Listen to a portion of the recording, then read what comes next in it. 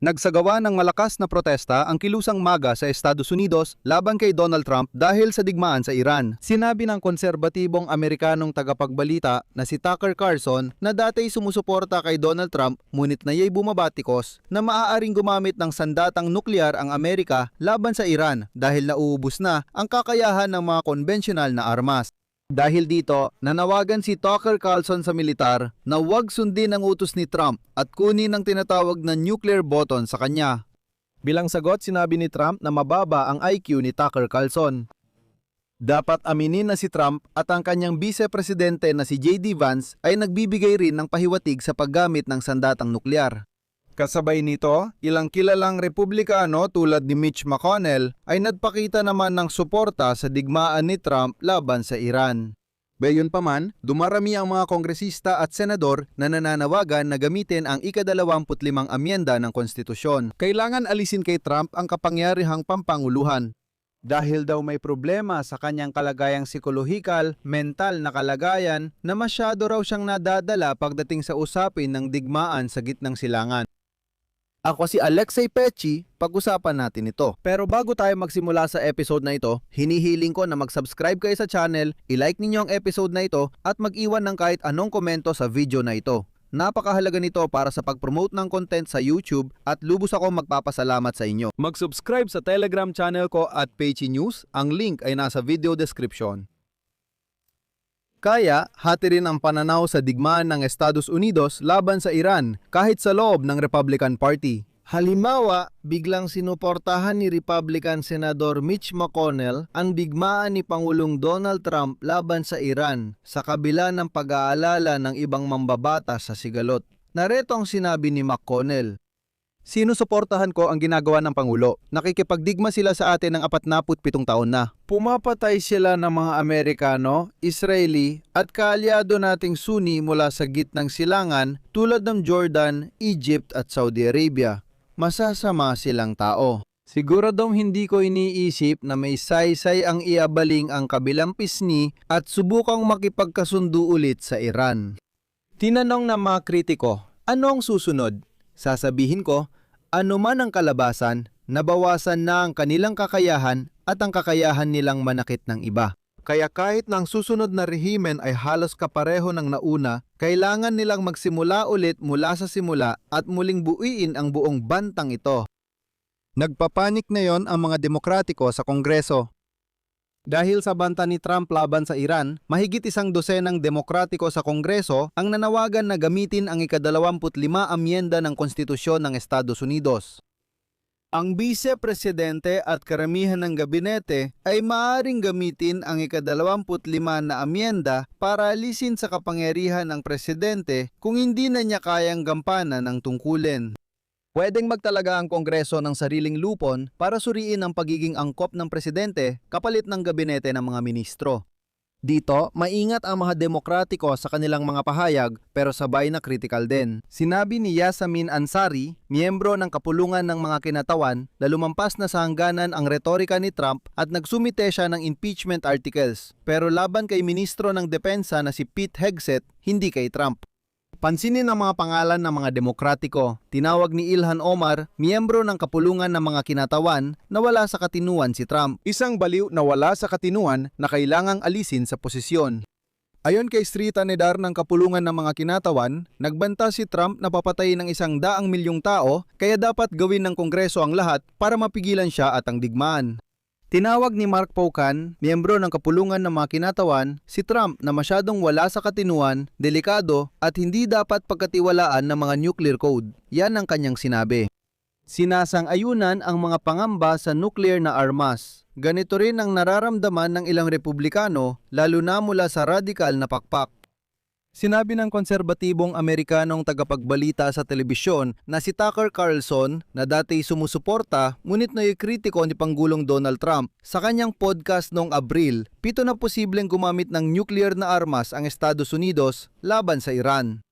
Sabi niya, nauubos na ang kakayahan ng mga konbensyonal na armas kaya hindi na posibleng manalo sa ibang paraan doon. Muling pinuna ni Carlson ang kampanyang militar ng Estados Unidos laban sa Iran at ang mga banta na atakihin ng sibilyang infrastruktura na sinabing ito ay magiging isang krimen sa digmaan. At ayon kay Carlson, hindi na kayang buksan ng Estados Unidos ang kipot ng Hormuz gamit ang mga kumbensyonal na armas. Pwede itong harangan ng mga mina na pwedeng paulit-ulit palitan, pati ng mga drone at iba pa. At kaugnay nito, sinabi ni Carlson, kung nawala na ang tradisyonal ninyong kakayahan, ano pa ang natitira sa inyo? Tama, sandatang nuklear. At sinasabi ni Carlson na may 1 milyong palatandaan na nagpapakita nito. Ayon kay Carlson, ang nuclear strike ay hindi magdadala ng kapayapaan at posibleng magdulot ng pandaigdigang digmaang nuklear. Dagdag pa niya, ito ay kabaliwan. Tunay na kabaliwan ito. Mahirap paniwalaan na kailangan pa itong sabihin ng malakas. Pero kailangan. Dahil kung hindi magbabago ang iba pang mga salik, doon talaga tayo patungo. At paano natin ito nalalaman? May 1 milyong palatandaan pero ang pinakamalinaw ay yung mismong mga pinakabobong neokonserbatibo sa paligid ni Trump ay sinasabi ito ng malakas.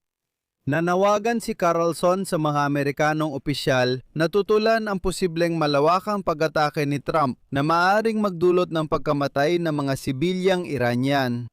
At dito, interesante na ang mamamahayag ng pahayag ang New York Post na si Caitlin Dernbas ay naglatala ng bahagi ng talumpati ni Tucker Carlson at parang nilagyan niya ng caption ng video na ito ng mga sumusunod na salita.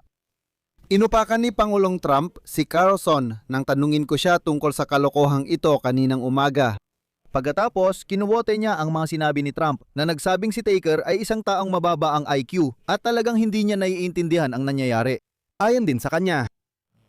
Araw-araw umanong tumatawag si Tucker Carlson kay Trump pero hindi ito sinasagot. May isa pang interesanteng nangyari. Pati ang dating kinatawa ng Partidong Republikano na si Marjorie Taylor Greene, dating taga-suporta pero ngayon matinding kritiko ni Donald Trump, ay tumutol sa mga aksyon ng presidente ng Amerika at nanawagan ng kanyang pagbibitiw. Matapos isulat ni Trump na ngayong gabi ay mamamatay ang isang buong sibilisasyon. Narito ang pahayag ni Marjorie Taylor Greene. Ika-25 na amyenda, walang bumagsak na bomba sa Amerika. Hindi natin pwedeng lipulin ang buong sibilisasyon. Ang ika-25 amyenda ay nagbibigay daan sa pagtanggal ng kapangyarihan ng presidente ng Estados Unidos. Pero sa administrasyon ni Trump, sila pa ang nagpapalala ng sitwasyon. Kamakailan, sinabi ni Trump sa Truth Social na posibleng mamatay ang isang buong sibilisasyon ngayong gabi. Pagkatapos nito, sinabi ng vice-presidente niyang si J.D. Vance sa Hungary, inuulit ko, mayroon tayong mga kasangkapan sa ating arsenal na binibili natin. Hindi pa napagpapasyahan kung gagamitin, maaaring magdesisyon ang presidente na gamitin ito at gagawin niya yon kung hindi babaguhin ng Iran ang kanilang pag-uugali. Naglabas agad ng pahayag ang White House na nagsabing hindi tinutukoy ni na Trump at Vance ang sandatang nuklear. Gayunpaman, ang radikal na pakpak ng mga Republikano ni Trump ay tumatalikod na sa kanya. Sila rin ang nagdala sa kanya sa kapangyarihan. Lalong nilakasan ni Tucker Carlson ang salita, sinabing iniisip ni Trump na siya ay Diyos. Nagkomento si Carlson sa pahayag ni Trump na hysterical niyang sinabi, buksan niyo putang ina ang kipot, mga siraulo kayo. Sa tingin ko, naalala niyo yon. Sa huli, nagdadag si Trump ng papuri kay Allah. Tila nilalait niya ang pananampalataya ng rehimen sa Iran. Sumagot si Tucker Carlson dito ng ganito, CP, sino ka ba? Iniisip mo bang Diyos ka? Matinding pinuna ni Tucker Carlson si Trump dahil sa post tungkol sa Iran na may linyang papuri kay Allah.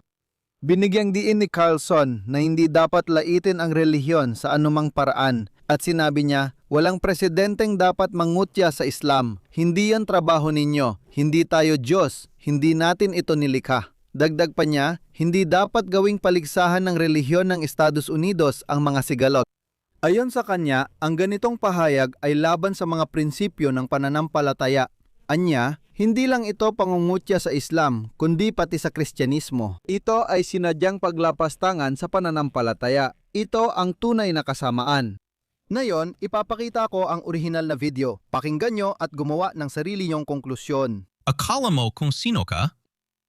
Nagpo-post ka ba tungkol sa effort sa Twitter ng umaga ng Pasko ng pagkabuhay? Mamumuhay ka sa impyerno. Panurin mo lang, papuri kay Allah. Kaya malinaw na nalalait mo ang relihiyon ng Iran. Kung gusto mo ng digmaang panrelihiyon, magandang ideya yan. Pero sa totoo lang, walang matinong tao ang nilalait ang relihiyon ng iba. Maring may issue ka sa teolohiya dahil iba ang relihiyon mo at pwede mo itong ipaliwanag. Ang pangungutya sa pananampalataya ng iba ay parang panlalait na rin sa ideya ng pananampalataya, kaya hindi natin dapat gawin ito. Sa puso nito, inaamin nating hindi tayo ang namumuno o lumika ng universo. Hindi na tayo aabot sa katapusan nito. Maaari nating wasakin ang buhay. Hindi natin ito kayang likin dahil hindi tayo Diyos. Hindi. Ito ay pangungutya hindi lang sa Islam, kundi pati sa Kristyanismo. Mag-post ng tweet na may F-word sa umaga ng Pasko ng Pagkabuhay na nangangakong papatayin ng mga sibilyan at pagkatapos ay sabihing purihin si Allah nang hindi man lang ipinaliwanag ang alinman dito. Kinukutya mo kami dahil Kristiyano kami. Hindi namin kayang suportahan yan. Masama yan. Iyon ay sinadyang paglapastangan sa kagandahan at katotohanan na siyang kahulugan ng kasamaan. Dito ako maglalagay ng ellipsis. Mga kaibigan, mag-subscribe na kayo sa YouTube channel na ito kung hindi pa dahil mamaya ay susubaybayan natin ang mga kaganapan. Kapag may bagong balita, agad akong magla-live para ibalita ang lahat ng nangyayari. Kaya mag-subscribe na kayo. Dito ko tatapusin muna. Isulat ninyo ang inyong opinion at mga komento sa ibaba ng episode na ito. Mag-subscribe sa channel, pindutin ang kampanilya at huwag kalimutang mag-like. Kung nais ninyong suportahan ang channel sa YouTube, maaari itong gawin sa kahit anong donasyon.